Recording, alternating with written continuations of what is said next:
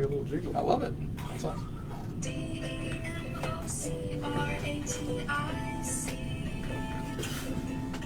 Everything you need to know about the Vigo Demo Party.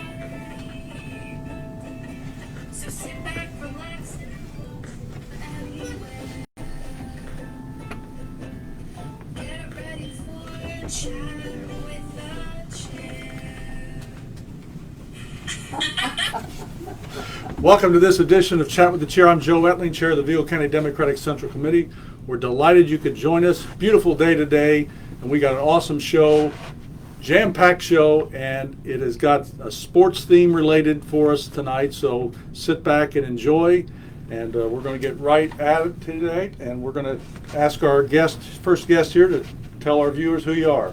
Well, I'm Josh Shertz. I'm a new basketball coach here, men's basketball coach at Indiana State. I got to specify because they're hiring a women's coach. They can think that I'm the women's coach, but no, I'm the new men's basketball coach here at Indiana State. Well, Coach, welcome. We appreciate you coming in, and we know you got a million things going on since you've gotten to Terre Haute, and we appreciate you taking time to be here.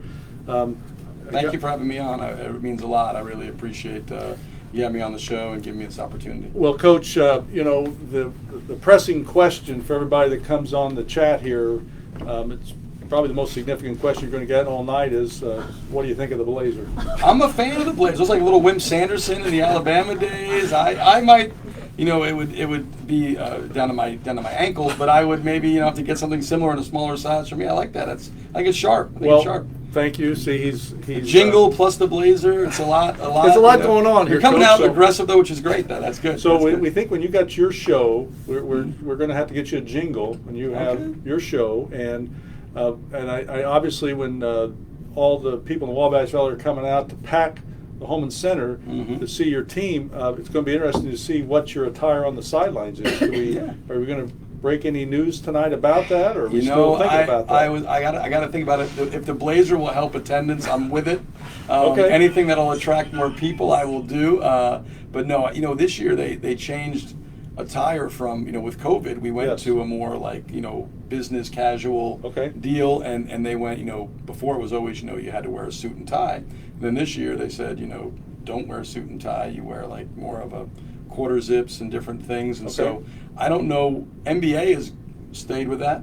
They don't wear suits and ties anymore. I don't know what college will do next year. So we're interested to see if it's more business casual or if they go back to the suit and ties that we've known, you know, over the years. So we don't want to get too far down this, but traditionally, historically, are you a suit and tie guy on the sideline or not? So I historically was, because I was scared of our chair of the board of trustees at LMU. I just didn't wear.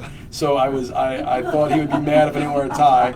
Then I got to the point where you won about 90% of your games, so you didn't care then I said I don't care anymore. I'm gonna, you know. So then I went with because I got a fat neck, so I went to just open collar, you know, but wearing a suit with a shirt like this, a dress shirt, but no tie.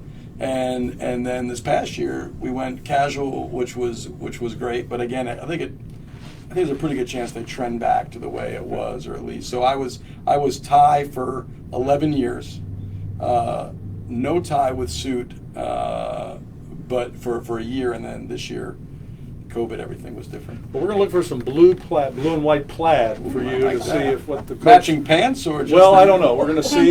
You know, if you win 90% of your game, you wear anything you want to, Coach. So you can wear anything you want. That's perfect. Yeah, exactly. You know, I wanted to say we got some sad news leading into our chat tonight that Bobby Slick Leonard, a Terre Haute native, passed away at 88 years of age. And any comments, thoughts about Slick Leonard? No, I know what a legend he was in the basketball world, and what an incredible life he lived, and you know, obviously, you know, sad. Obviously, he said sad news. I mean, but what an impactful you know, life that he lived, and again his impact in sports and in basketball, I mean, really reverberates through, and that's, I think, when you look at somebody's quality of life. It's really about that, you know. It was a life very well lived, for outside looking in, not knowing him personally, but just knowing of him as everybody does, you know. And I didn't realize until I got here that he was a Terre Haute native. I did not know that. Yeah, well, a lot of the young people knew him from Boom Baby, so we give him a Boom Baby for old time's sake, but those people from Terre Haute that grew up with him, that knew him, the stories they told, and of course he was legendary as far as his skill in the basketball court, but quite a character as well. So yeah. Beloved though by absolutely beloved across. Absolutely. Across the spectrum. So that's pretty cool. We ran into him on occasion at events, and he always, as I said, was just the life of the party, Yes. and just always in a great mood and great spirit. So he'll be missed. But Coach, with regard to yourself, maybe you could tell our viewers a little bit about your background. Yeah. Well, from a coaching standpoint, but prior to that, I was actually born in Brooklyn, New York. Okay. And lived there when I was young, and then I moved to Long Island, and I lived there till I was 12 or 13, and then moved to Florida, and I grew up basically New York South was Boca Raton, so I grew up there, and So you went to high school there? High school there. I went to college at Florida Atlantic. So high school, where did we go to high school, Coach? Spanish River. We're big on mascots here. Yeah, Sharks. The Sharks. The Sharks, See? Spanish River Sharks. I knew yeah. the coach would know it. I bet he can virtually tell you every mascot for every college team in the country. Am I wrong? Most I Mostly, can but- tell you.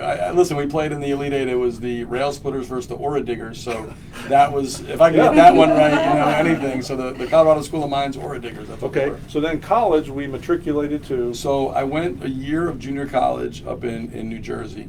I played at County College of Morris. Then I went and I played NAI at Weber. Which is that was a level I could play at. I wasn't very good. And my sophomore, junior year, I played. And before my senior year, it's very fluky. My dad, who is a farmer, somehow knew the vice president or met a vice president at Florida Atlantic.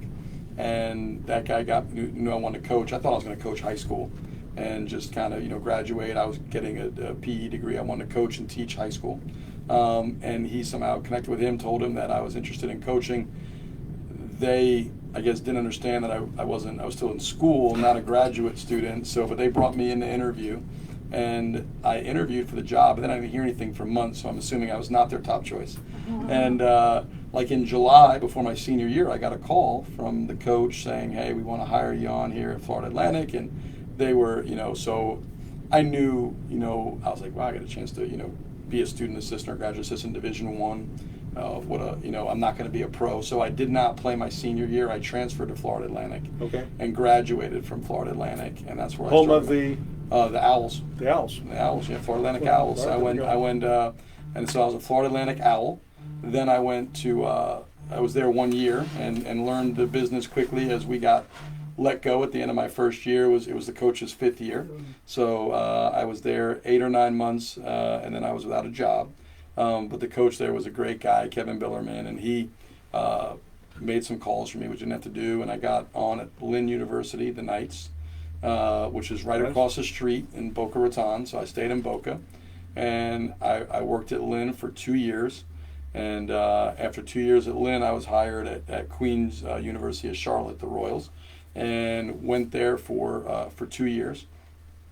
And I was associate head coach my second year, and we were good. And similar to kind of this situation, the guy I worked for, he got the job at High Point University, Division I.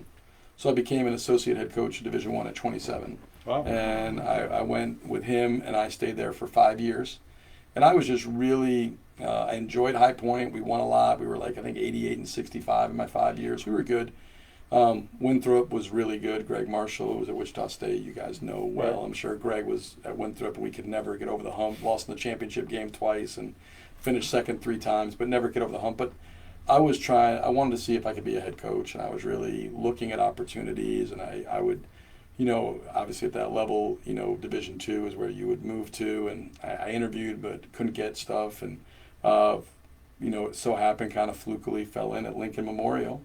And at 32, I became a head coach, and I stayed there for 13 years in Harrogate. So it was an incredible run, great people, and unbelievable community support. Was beyond fortunate. Never could have imagined that job would have turned into what it did, and really was incredibly happy there. And it was going to take something really kind of special for me to leave. And something unique, and felt like I got that at Indiana State. And so moved for the first time in 13 years. I think, everybody says about coaching, moving so much. Before this, I moved once in 18 years. I was, so I was pretty Right. I'm not very nomadic. I'm not a big change person. I'm very stable, so change throws me off. I'm very much a creature of habit. But now you blew through your playing career, so you're being extremely modest. So you kind of blew through that, Coach. Yeah. But I want to go back because With good reason. Yeah, well, you met my crack staff here, and we've got a pretty extensive research department here at the chat. They're well paid. Well paid. They're paid nothing, but you get what you pay. Yeah, you get what you pay for. See, he's jumping into it. So, but my staff tells me that you were quite an accomplished tennis player as a young man. That is true. That is true. Is that true? See, yeah, that is true. See? That is actually true. So let's talk about that. So I grew up playing tennis. I played. I got worse as I got older because I never grew. So I was like 5'6" when I was 12. So I was like, you dominated. At 12 I was bigger than everybody, and then I was still the same size as 16. It wasn't quite as good. So but no. So I was I think the second ranked player in the country when I was 12 and under, and then I was still in the top 10 in the 14s, but I was like 8 or 9. And by the time I was in the 16 unders, I was right around like the mid 20s nationally. So I was still a good player. But I played as I was a kid. I actually lived at a tennis academy. Wow. Ironically, my first kind of girlfriend in my life was a girl named Jennifer Capriati, who was multiple-time Grand Slam champion. That's a well-known fact. Yeah. My staff didn't pick up that part. Yeah, that's well. Jennifer's embarrassed by that probably, so she probably would never. But we lived at a tennis academy, Greenleaf in Haines City. We were the same age, and we were the only two there that were really the same age, and we lived at this academy. You might have been ranked higher than she was. No, she was. She wasn't even. She wouldn't even play juniors. She was so good. They let her, like, she was getting ready for the tour. I think I was maybe 13. She might have turned pro that later that year. Is that right? By 14, she was a pro. Yeah, wow. She couldn't even play with kids her age. I mean, it was unbelievable. Her and her father and family lived up there, and I was up there by myself. So, but great people. Her dad, Stefano, and her mom, and their brother, they all were really cool. But I got out of tennis and decided I didn't get to do any other sports when I was a tennis player because everybody's worried about, you get hurt or, sprain your ankles. I never played basketball or anything like that. And I picked up basketball just because it was the opposite of tennis. Tennis is very much an individual sport. And if you get out there and you're having a bad day, you're going to have a bad day. There's no way to change it, no way to help you. If you're not playing well or your opponent's playing better, there's nothing you can do.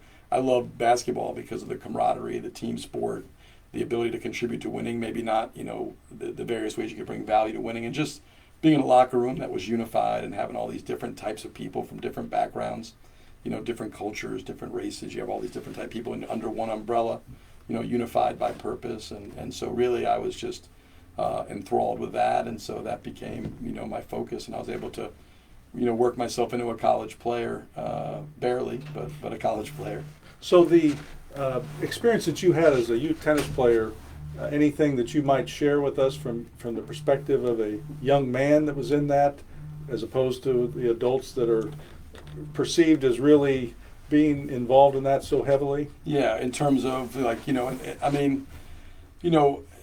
I guess like reflecting back on it, the tennis piece was actually really good for me because I think, learning how to compete, learning how to figure things out on your own. You're out there and and reflecting back, I think,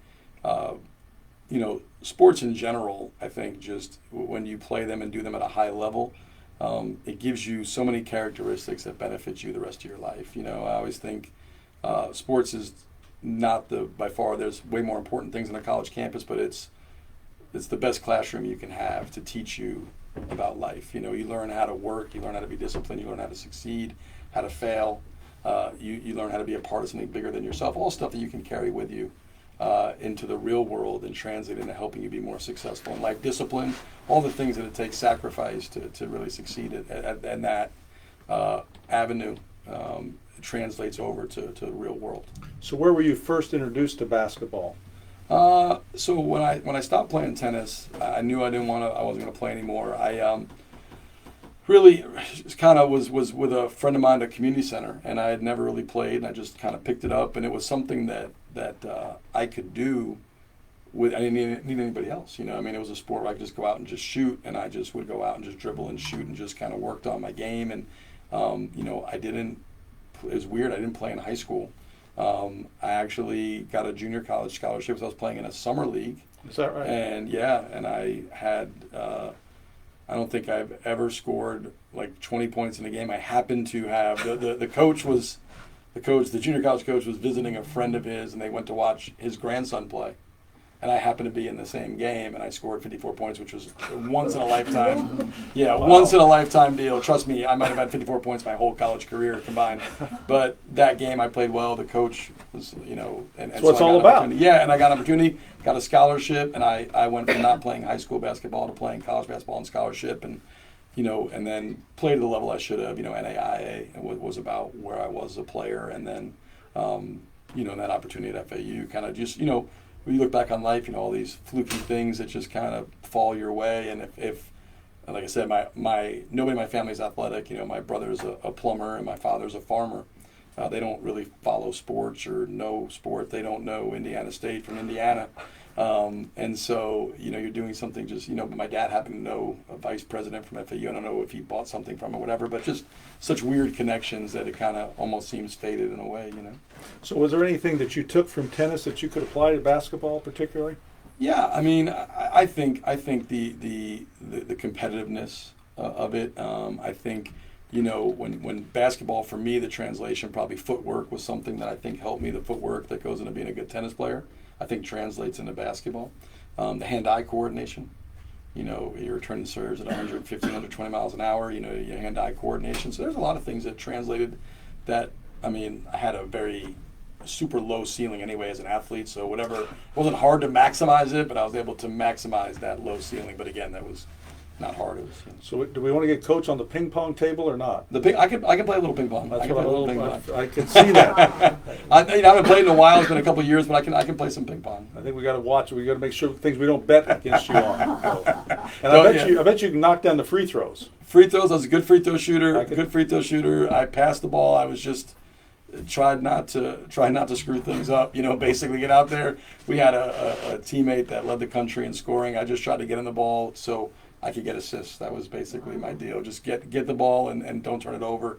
Throw it to him and hopefully he makes a shot. So I got to ask though. 54 points at any level is that's some scoring. So were we hitting threes that game or what? Yeah, I was just out of my mind. Out of your mind. Yeah, just in the zone. In the zone. I think I hit like 9 threes. It Wow. couldn't have. It literally, if he had seen me any other game, it wouldn't have even raised an eyebrow. So it happened to be just the one game and the one situation, and he was again, the chance of him being there watching that game and the other team having friends' grandson on, is one in a gazillion, because I wouldn't have played basketball in college otherwise. That scenario. Well, you've thrown all this athletic credit out to your immediate family. Can we talk about your family? Yeah, Your wife, sure. and let's talk about them. Yeah, my wife Natalia, unbelievable. She's we're a team, and she's a huge part of the program we had at LMU, and will be a huge part of Indiana State basketball. She loves those kids. I think. Where'd the two of you meet? We met actually in High Point. Okay. Yeah, and so she was down there working. She came to our first date was a game, and she'd never been to a basketball game. She's from South America, from Colombia. And so she came to the game, and we were playing somebody, I don't remember who it was, but halftime came and everybody got up and was walking out, and she thought the game was over. She got in her car and went to the restaurant and took off and had no idea that there was a second half of the game. So yeah, she was at the restaurant early. I came later afterwards.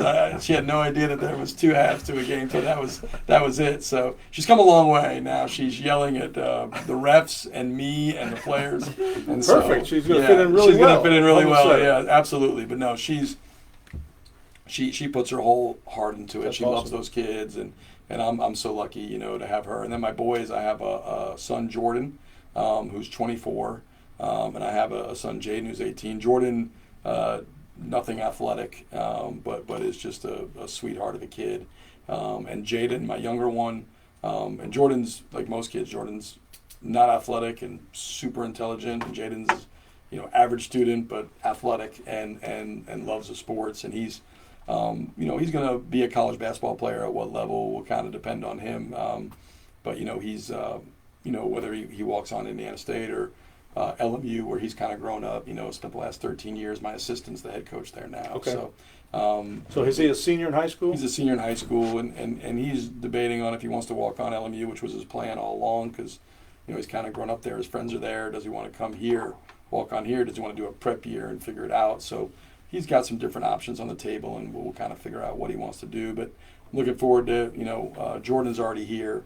Natalia will be here as soon as, he graduates here, end of May. So she should be here sometime this summer. So looking forward to getting the family here, getting situated. And because wherever the apartment I'm at, where I stay, I think the train tracks run right through the apartment, so it's like all night long. Well, Coach, we've got the county up here for you, so we've got a little the Vigo County here, the boot here. So this is so we can ultimately figure out where we're going to get you situated. So perfect. We won't reveal anybody where you're living in the county right now, but eventually you can try to identify a spot that's not right on the train tracks. Yeah, the train tracks run right through the bottom of the apartment, so that's where they got me staying. So it's but no, it's great. I'm appreciative of that, and as soon as we kind of get our feet under us, we're gonna start looking at housing and trying to get the established. Well, your first head coaching job, you did okay with. Mm-hmm. I mean, you like I said, I wasn't being completely facetious, winning 90% of your games, but you were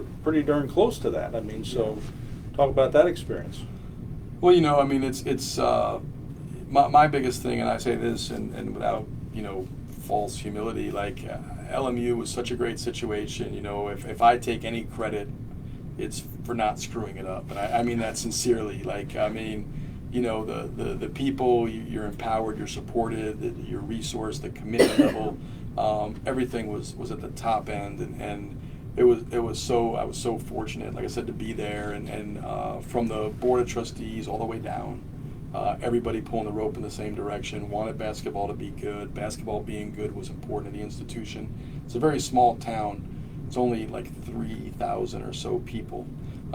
It's not the wealthiest town, and people took great. We didn't have football, so people took unbelievable pride in basketball. It meant a lot to the community. I mean, there was multiple games every year, where we had more people in the stands than people in the community. We'd have 4,000 some people in the stands, and you only have like 3,500 in the community. So our kids, had a great platform and used that.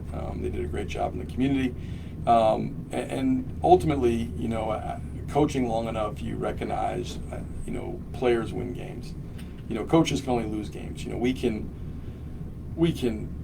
make the wrong decision, sub the wrong player, call the wrong thing, not have our guys ready, not adjust, not be well enough prepared. Like, you can lose games as coaches. You can't win anything. They're the ones who got to go out and do it. And I was just, over the years, so incredibly fortunate to coach guys who were not just talented, like obviously that's important, but to do what they did over a 12, 13-year stretch, the level of commitment and the level of character and the level of competitiveness those guys had, it was absolutely remarkable, and I was just so lucky to have kind of a front row seat.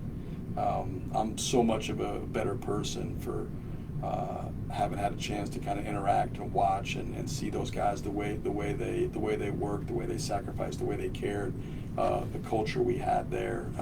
It was amazing. So certainly, it was 13 years that like I said, just flew by. And as you mentioned, we had a lot of success, won a lot of championships, and the only thing we didn't get was a national championship. We're close, obviously, this year as well. Right. But man, I wouldn't trade 5 national championships for the 13 years of experience I had there, and the quality of the people, like I said, from the community administration, the board, obviously my players, staff. I mean, nobody had it better than me, and I mean that sincerely. My credit at LMU is I didn't screw up an incredibly good situation.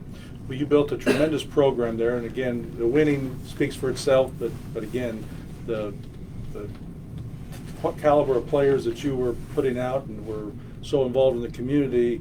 What was it that when Mr. Klinkskill was knocking on your door that attracted you to come to Indiana State and Terre Haute, Indiana?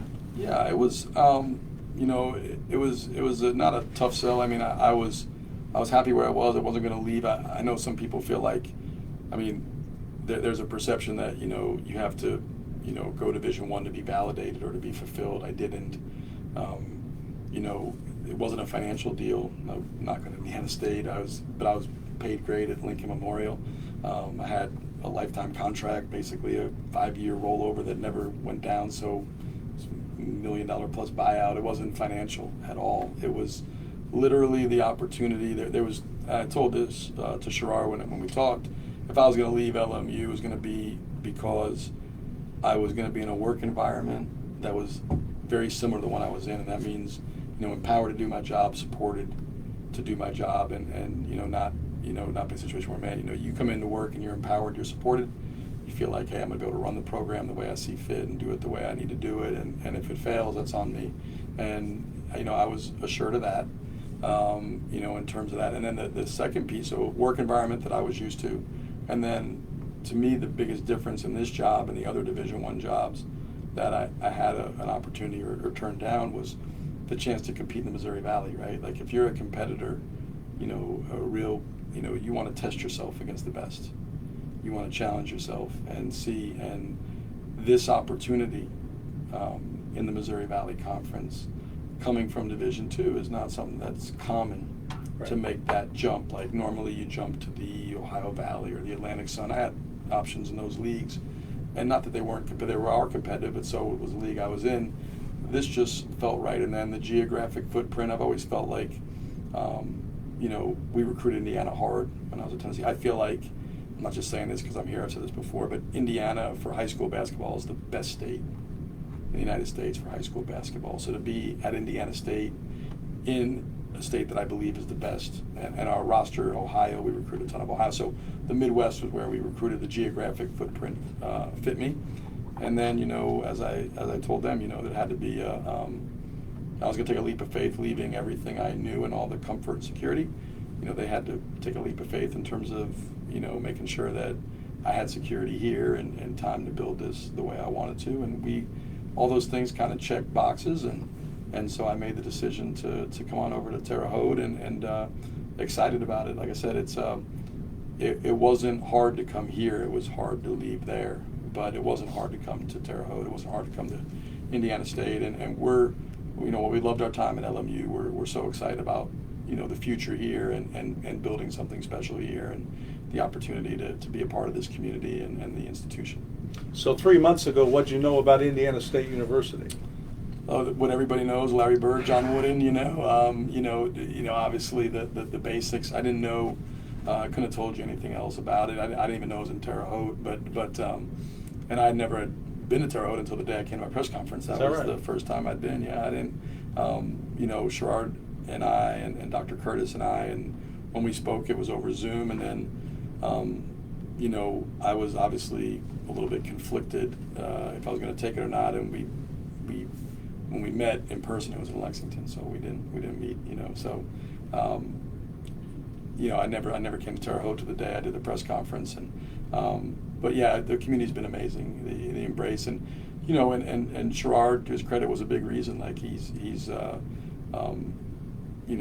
done everything he said he was going to do. They're trying to certainly, he's empowered and supported me and been great to me and my family, but we've been really feel like we've been embraced by the whole Terre Haute community. My wife's been here, and it's been great when she's been here, and my boys and everybody. So you could tell it's a place that has a great passion, not just for Indiana State basketball, but Indiana State, and it's a community that really loves basketball. I mean, Indiana, there's nowhere like it. So, like I said, we really, I feel tremendously honored to be the head coach, but also you feel a tremendous sense of responsibility, right? I mean, it's an honor, but there's a lot of responsibility that comes with this position. You want to do it right, and you want to make sure and validate Sherrard and Dr. Curtis for having the faith in you and giving you this opportunity. And me and the staff are going to work our tails off to validate that decision and certainly do what we can to build something here that hopefully everybody in Terre Haute that loves basketball and wants to be around Indiana State is proud of being associated with. Coach, you are new to Terre Haute, and yet you've seen something that a lot of our viewers haven't gotten to see yet. That's renovated Holman Center. So what do you think of that, or what could you tell our viewers about the Holman Center? Yeah, I mean it's beautiful. Now I don't have the perspective of what it was before, but walking in there, I mean it's amazing. I mean it is unbelievable, state of the art. I think the seating, they said, had changed the colors, and so I mean it's beautiful. I mean 10,000 plus, and the new boxes they put in there are fantastic. Concourse, The glass view at the concourse. The glass view at the concourse is just, I mean, you're talking about state of the art, top of the line arena, and it's a wow when we're doing them. Everything's virtual right now, but we do these recruiting visits. We're doing them all virtually, so we're Zooming or FaceTiming. We're walking through the Holman Center. We're doing that a couple times a day, and every recruit it pops to them, the facility, and yeah, just unbelievable. I know they invested, I believe, $50 million in there, and it's as nice an arena as I can imagine at this level. Well, we got a lot of viewers that are fans that come to the game. So, without revealing too much of your strategy, what can you tell our viewers what kind of team they're going to see on the floor when they come into the Holman Center? Well, hopefully they see a team that really plays the right way, that plays unselfishly, that plays for each other, that a team that looks like just that, a team, competes, supports, connected, plays unselfishly, gets after it defensively, plays a fun, exciting style offensively. I don't know, apples to apples it'll translate, but obviously we averaged, 90 plus points a game the last 6 years, each year. Led the country in assists the last couple of years.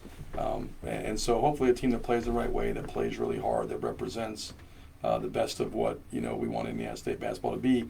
But and I think hopefully a style that's entertaining, where people are going to go and hey, this is fun. And again, not that and the Valley historically is a great defensive league, so that's part of, again, I'm excited to see how all that holds up in a league with such great players, great coaches, and again, I'm not saying it's going to translate exactly, but I do think it'll be a fun style to watch, and people will be entertained, and hopefully they walk out of there and feel like we're playing the right way on both ends of the floor. Well, I don't know if I got any eligibility left, Coach. I know you're doing a little recruiting now. Well, I'm struggling recruiting, so you can. Yeah, I kind can of get use the you. feel that you might need me around a little bit. So, if it gets real desperate, you know where I am now. What constitutes real desperate? We're not at that point right now. No, I don't think you're there yet, Coach. But, no, we've been really, the staff's worked their tails off. We've gotten, I think, thankfully 5 commitments here in the last 10 days, and so we're excited about recruiting. We got a couple more spots to fill, and some guys back that we're excited about from that have been here previously. So things are moving in a good direction, and we'll try to close this class off the right way. But if we do come up short, workouts are at 8 a.m. We'll see you bright and early. Well, just get your be ready to go. Have your ankles taped, and we'll ankles taped, and I've got plaid shorts, so we'll pull those out. You can wear those. I'm gonna remember not to get you on the tennis court or on the ping pong. Anything else though, I'm bad. Yeah. So every other sport, there's nothing else you have to worry about. I don't know about that, but it's been delightful to have you here. We really appreciate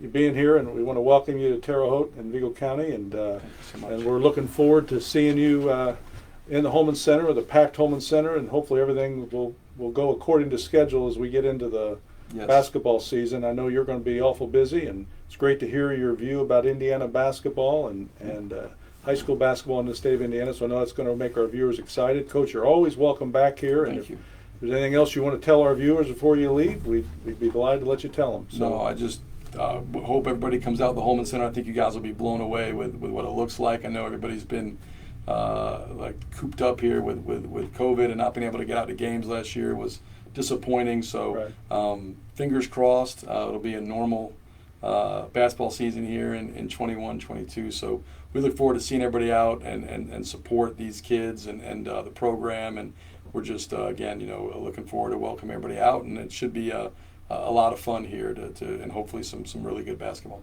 Well, Coach, that's great. We're looking forward to it. We appreciate you being in here, and good luck on the house hunting. And hopefully the coach also has some success finding his game day attire. So if our viewers have any plaid blazers that are hanging around, blue and white in color, you might pull it out for the coach here. So we appreciate him being in here. And of course, we've talked a lot of basketball tonight, and we're going to transition into another sport that uses a ball, but it's not a basketball. And so we're transitioning into somebody, I think about the same age as the coach, but just appreciate him coming in here. So, young man, tell our viewers who you are. Hello, everybody. My name is Danny Etling. I am Chairman Etling's son, and I am a professional football player. Grew up in Terre Haute, Indiana. This is my hometown, so excited to be on here. Well, Danny, we appreciate you joining us. This is we are breaking records tonight. We last week got my mother in here, so your grandmother made it in. I had to coax her. I had to pay her dearly to get her in here, and haven't figured out what I'm going to have to pay you. But my staff worked you in. I think they threatened you to get you here, so we appreciate you being in here. So maybe you could tell our viewers a little bit about your background as far as where you went to school and a little bit about your history leading up to your professional days here. Yeah, so been waiting 26 years for this moment to finally have a conversation with my father. Just had to get him on TV to do it. So, as far as the paying me thing goes, I think that we can work something out, but it looks like your budget ran dry after the jacket because you really, as far as the decor went, it looks like you went with a pinup Vigo County. Okay. Okay, sorry. Sort of going off the rails here, but all right, sorry. We actually, before we get into that, so I'll just cut in since I am your father. But so we had Coach here, so we didn't, we're just getting to know the coach. So he hasn't seen me in all my splendor completely yet, but you can also relate to the coach as far as my days, maybe doing a little basketball coaching. So you might be able to reflect on those days before you transition to football. And I see one of your other football coaches is here, but talk about your days playing basketball. Coach talked about his days playing tennis before he matriculated to basketball. You played some basketball before you matriculated to football. Yeah, I actually also played tennis too. It was the whole story where your wife did not want me to play football, and I would go to tennis lessons. She would drive me all the time, and I would play in tennis tournaments. And I remember in the summer, right before my birthday, I was in 4th grade, and I made a bet that if I won the tournament, she would drive me there and sign up for football. And so I won the tennis tournament. She drove me over, and I signed up for football. So that was the end of my tennis days. I tried to play some more, but then basketball was always my first love.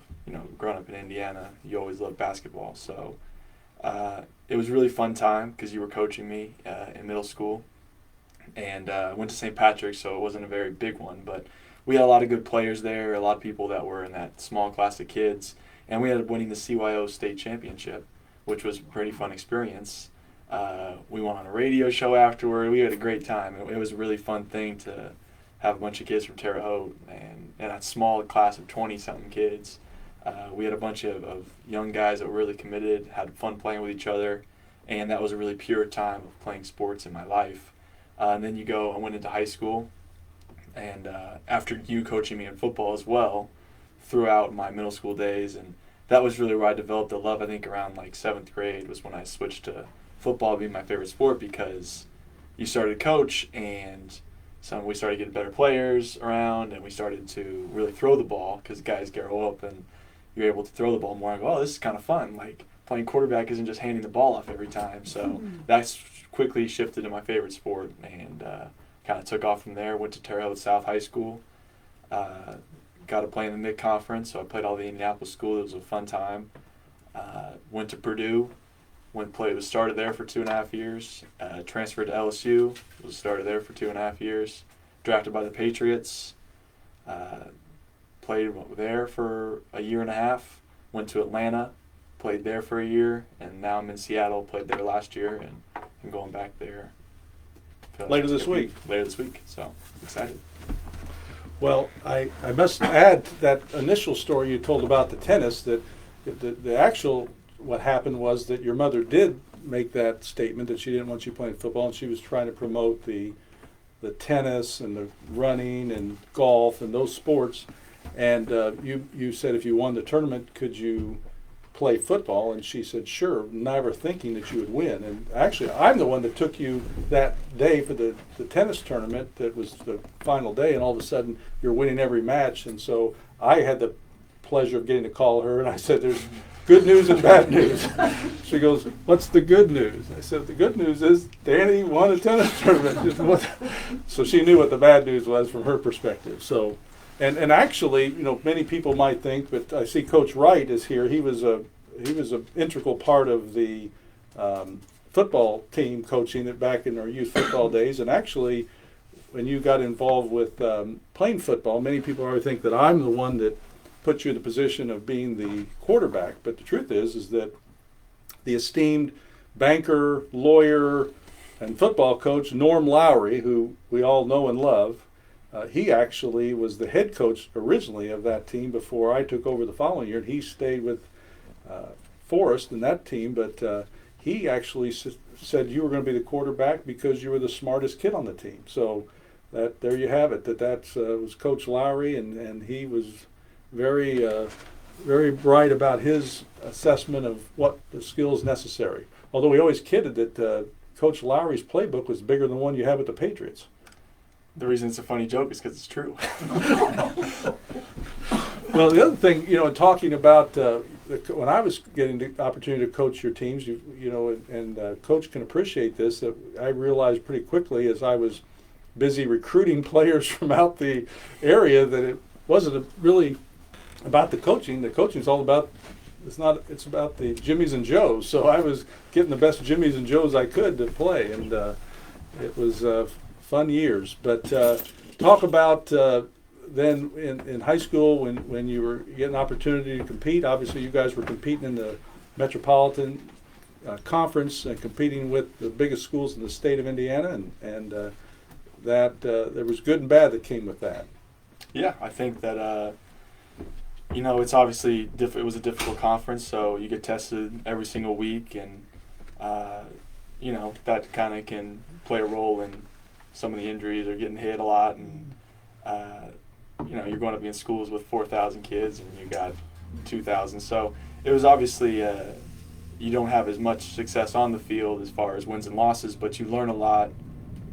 You get a lot better because you're pushing yourself to compete at that high athletic achievement. So I think that it plays a role in developing you as a player, developing you as a kid, and eventually can just help you take that next step because you got to push yourself further than you might have had to if you were creating more success. So you had a lot of good contributions from people assisting you in learning to play the position of quarterback. What do you remember about that as you were a young man? Yeah, I think that it coincides as you learn to play the position of quarterback as growing up and trying to be a good person, a good man. So everyone has good advice along the way. I remember where I first started to really learn how to play quarterback. No offense to you, but it was not something that your expertise was. So you went and found a guy named Steve Englehart, Coach Englehart, coach at Rose Holman. And just like, hey, he was a young coach then at the time, and you developed that relationship probably when I was in 6th grade, because I think you were like, oh, we can start throwing the ball a little bit. These kids are starting to grow up. And so we worked, I would probably go 2 or 3 times a week with him and would work every single day. And that was, I think, the beginning of a commitment to the game, where it started to turn into like something I can be good at, something I can work toward. And he was able to give me the tools and the knowledge that I needed to take the next step into actually making that something that I loved and turning a dream into a reality. And in fact, you've always been proud about your hometown, Terre Haute, and all that the various people that you've had contact with. But of course, there have been those that maybe doubted that you would be able to pursue that path. And what can you say about that with regard to your approach to it? Because I know you said early on that your dream was to be a Division I quarterback. Yeah, I think that one thing about Terre Haute is you don't get to choose your hometown, but you only get one of them. So, you got to come back and you got to make sure that you appreciate it and give thanks for what it did give you. And it's given me so much. I couldn't be where I am without the people that have helped me along the way. And I can tell you this, I've lived in a lot of other cities and a lot of other places, and there's no shortage of people who are going to doubt you that you can accomplish the dreams you want to do. That's not something that's unique to Terre Haute or unique to any one city. So it's a lot easier as I've lived in other cities and moved to other places and had to accomplish other things that the people in Terre Haute have really pushed me and helped me along the way, and I couldn't be there without them because, you know, there's a lot of people who's going to have your back and who are going to help you take those first steps and then take the next steps. And, you know, without Terre Haute, I wouldn't have got to meet Coach Cameron. I wouldn't have got to meet a lot of other people who have helped get me and propel me to where I am with my own hard work and with my own strong family support system that has helped me get there. And, you know, there's family, friends, girlfriends, everything that helps you get to where you want to be. And, you know, I can thank Terre Haute for a lot of those. So I'm biased about this, obviously, as your father, but one thing that seems to be a recurring comment from every coach that you've come in contact with has been your work ethic. So talk to our viewers about how that separates you from other people or from other situations. Yeah, I think that there's only so much, especially in football, because there's so many other people that you can control, and I think your preparation is one of them. I think that how hard you work is one of them, how smart you work. As I've grown older, I've learned to work smarter, not necessarily harder, but I think that hard work is the one thing that can separate you, and if you can continually put in, even if it's 5 more minutes than someone else every single day, then that 5 minutes continues to add up. And if you decide that you're going to put in 5 more minutes, all of a sudden it becomes 10, all of a sudden it becomes 25 an hour, and then all of a sudden you're getting a whole extra session in, whether it's film or a throwing session or a weightlifting session, and you're always doing more to advance yourself, or maybe you can just take that next step past the person, and it adds up over a year, and then all of a sudden over 5 years it gets even further, and over 10 years that you've been playing, all of a sudden that 5 minutes is continued to build up on each other, and that's just a learning lesson I think I learned from you and from my mom and from the other, me and Pat, just other parental figures in my life that have really kind of paved that path for me. So for our young viewers out there, would there be any particular words of wisdom that you would have for those that are middle schoolers or high schoolers that are aspiring to play a sport at the collegiate or professional level? Yeah, I think that whether you want to play a sport or whether you want to be a lawyer or whatever your dreams are, you have to work hard for them, because there's always someone else out there that wants your dream. So it's a very select few that get to be successful, that get to have that success of going to the collegiate level, going to the professional level. So you can't necessarily put all your eggs in that basket and think, this is my personality, this is who I am. But if you want to do that, you got to go all in, and you got to really take the first step and then continue to grow from there and work really hard, get a little bit lucky, and continue to never let any failure stop you. You always have to fail upward or fail and then learn and grow from it and then take the next steps, because you're going to not be successful at some point in time. At some point in time, you're going to fail and not accomplish what you wanted to, but you have 2 choices at that point. Either you can quit and go on to something else, or you can, okay, how do I learn from it, take a step, and then use that to take the next step. So that would be the best advice I can give. I know you also got some great advice as a young man as well, and that was with regard to your, not only the approach that you put into working in the weight room and to work on your skill with your footwork and throwing the ball, but also with your academics. Yeah, I would say I got great advice with academics. I actually am trying to work toward my master's at the moment too, working on getting back enrolled at LSU to finish up that. But the academics has always been a crucial point, because you don't get to play football forever. You don't get to play a sport forever, but your mind can continue to grow. And I think that even if you wanted to play football, your academics have to come first. Like, the first thing a coach would always ask me is, what are your grades like? And luckily I'd be able to hand him a good GPA and a good academic history. So I think that's the number one and most important thing, because then you can get the advantage, whatever you want to do in life, whatever your goals are. If you can work smarter than the other people and have that good head on your shoulders, then that's the best way to do it. And obviously, when you're at LSU, you were the SEC Scholar Athlete of the Year down there, which was a credit to the hard work that you put in the classroom. But that's, I think, important for the young people to know that when they are thinking about going to college and playing sports, that coaches are going to say, what are your grades? And you shouldn't be embarrassed about that. So that's putting the work in the classroom as well. And sometimes that gets overlooked when people are working on their jump shot or on their 40-yard dash time. So obviously that's important. So what can you tell our viewers about the experience of playing in front of 100,000+ people on a Saturday night in Death Valley?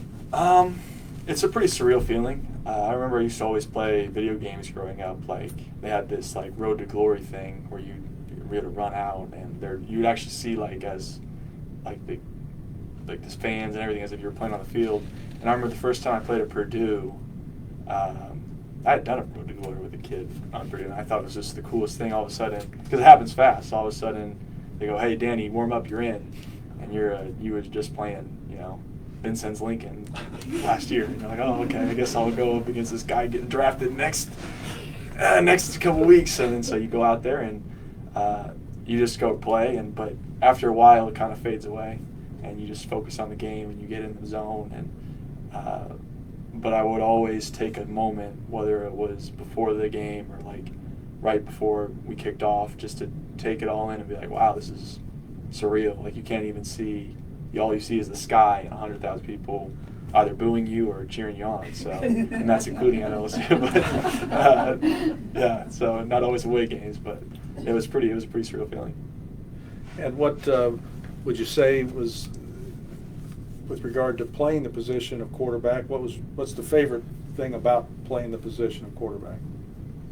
I think I've always enjoyed having the control that I do have, getting the ball in my hands to lead a team, because football is my favorite sport because I think it's the ultimate team sport. There's 22 guys on a team plus special teams, so there's 53 guys on the NFL roster, and we all have to have some role and some thing that we can do to help the team.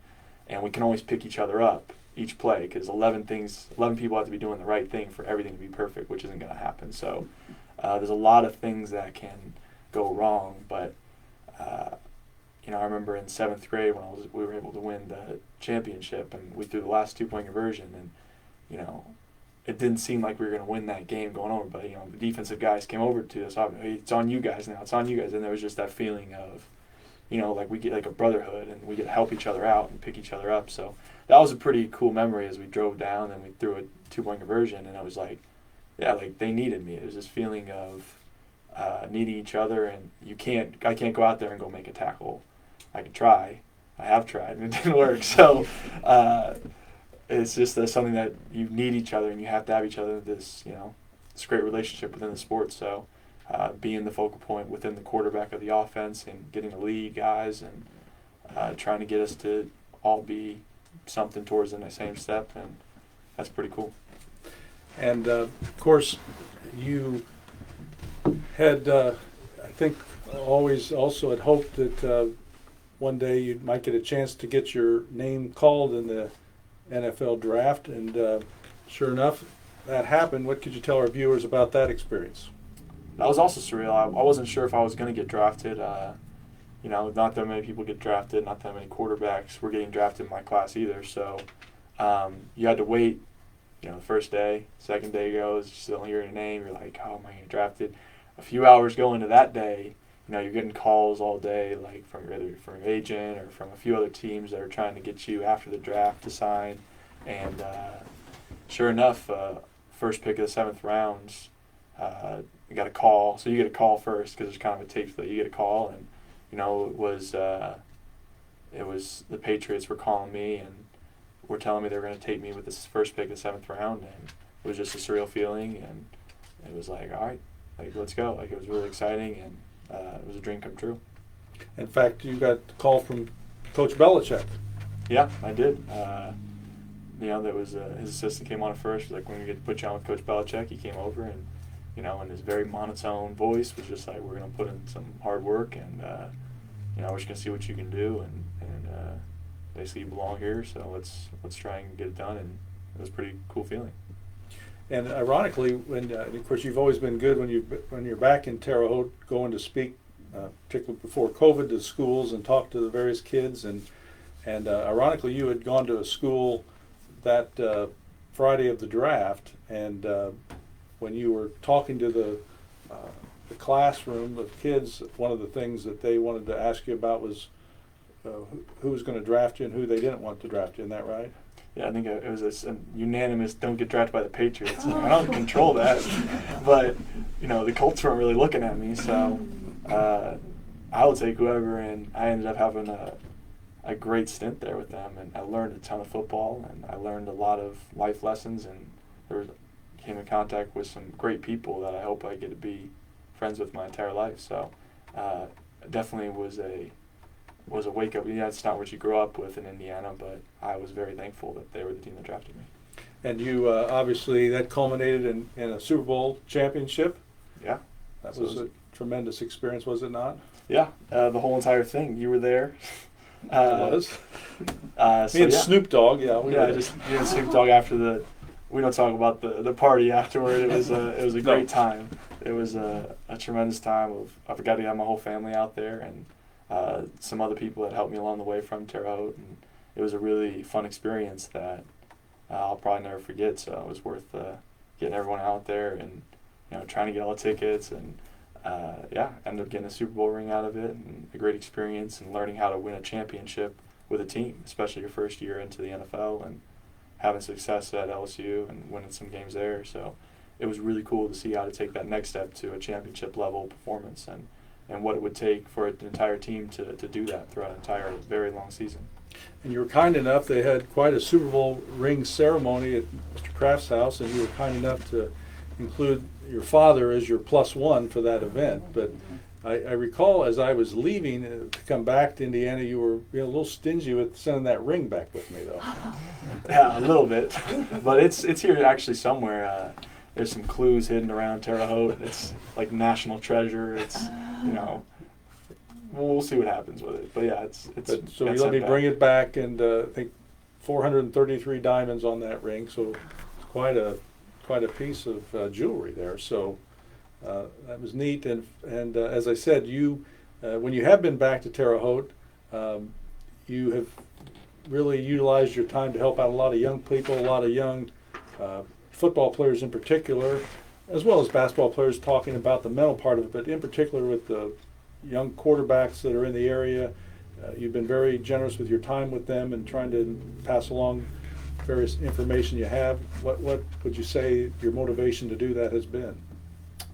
I think it was realizing that I wouldn't be where I am without help from people who had knowledge or had something that I didn't in those moments. So if I can give back and give that to someone else, or at any point in time, someone who can then take those same steps and have that same opportunity that I had, because I think a lot of it is that opportunity, and I think you can have that in Terre Haute. I think you can have that anywhere if, the kindness of people to take the time out and work with that.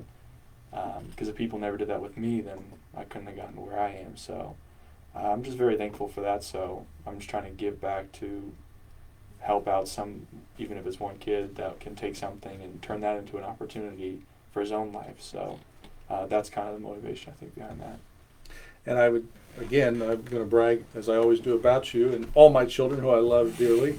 But, you were coming off of that Super Bowl win with the ring, and you were back in Terre Haute. And I remember one of the high schools you were there, and you'd been working with the varsity, and it was getting dark, and I was asking Coach what you were doing, and you were out there with, I think, the third-string JV quarterback. Still, I think he has linemen running routes, and you were working with that young man. So, again, that's a testament to if a kid wants to put the time in, you were willing to help him. Yeah, I think it's hard work. It's if anyone wants to just take steps to get better, whether it's wherever you are, you're on the team. So if you want to take steps to get better at anything in life, then I think that it's important that people take time out and recognize that and reciprocate. So no matter what you're doing, whether it's football, basketball, academics, I think that we need those people in our lives that will work with us and meet our expectations of motivation. Now, as far as getting better, you got a young lady with you here tonight that we've seen her out. Those who have been in the community, and I know there's a couple of those young men, their fathers have seen her out catching some routes from you. So, do we think we can improve her hands or not? What do we think about that? I think that they are improved, but the question is, why aren't you out there catching Well, balls? it's good. Actually, I'm impressed with her hands. She's a She's a good athlete. she does a good job, and she's out there catching some bullets from you. I'll give Yeah, her that. I don't take it easy. That's the problem. No, I think. you don't. I could throw it a little softer. We got her some gloves. I think that's really had a big improvement. Yeah. She had a nice lapse in the season where she didn't have to catch as many passes from me. Now we're in the off season again, a lot of traveling, a lot of COVID, so you didn't know like who you could throw with. So slap on some gloves on the girlfriend, and she'll catch a bunch of balls for you. So it's good. She does a good job, yeah, and that's why I don't do it anymore, because you don't take it easy. So about your junior year in high school, I think I'd had enough. My hands were cut open too many times, and I kind of refused to put gloves on. I was old school enough, I refused to do it, but I'm honest enough that it just hurt too much. So, but she is a trooper, and she does a great job and great support, so that's awesome. So tell our viewers what's coming up for you and what the future is here. Coming up for me, we got OTAs here in Seattle. Get to go out and compete again to continue this dream and loving life. So I get to come back home in Terre Haute and see a lot of people I love and be around a lot of people that support me. And during that time, the season's long, so anytime I can get to come back home and just kind of be present with the people that I love the most and the people that support me the most, that's a time that I really cherish. And no amount of money's ever bought a second of time, so I think that's an important thing to think about as you grow up and try and live your life. So that's what's going on next for me. So any words of advice or wisdom for our viewers that you want to pass along? Words of advice. I think you just got to listen to people that really love you the most, and you got to continue to work hard, never give up, always persevere, and always, every single setback, just use it as motivation to move forward and learn from it. It's good advice. And Danny, we didn't ask you about the Blazer. Are you weighing in on the... I did weigh on one earlier. I said, you guys spent your whole budget on this thing, and then you decided to put up a picture of the Vigo County. And you were doing so well. I mean, it looks like we're at a gerrymandering Senate hearing or something. Well, he was doing so well, but... The ukulele. And the ukulele, yeah. So would you like to play? Yeah, bring the coach back to play the ukulele. I didn't ask I'm not him even about sure you. if you're playing the ukulele. I think it's up for debate. Well, again, I'm delighted that you joined us, and your siblings will be happy that they're not here, but they're next. And coach know that you got your jumper still going, so if he's got that, so never saw a jump shot he didn't like, Coach. But we appreciate Coach being here, and we're excited about getting into Holman Center and seeing his team. They get after it. I mean, 90-plus points a game. I mean, Wow. these guys, Exciting. and they play defense too. So Wow. Danny's I'm a out big there. fan of Whoa! I don't play Defense. defense. Oh, I'm Bill Murray in Space Jam. Oh, defense. I must say, when my crew reached out to Danny about this tonight, he immediately went to the Step Brothers scene about, I'm going to do the interview. And so I'll interview you instead, but maybe that's for a future time. Future time. So we appreciate everybody being here. Kendall, we appreciate you coming in as well. Coach, we appreciate you being here, and good luck to the Sycamores. Danny, as always, good luck in Seattle, and go get them. Till our next chat with the chair, I'm Joe Etling. Thanks for joining us. Maybe. Everything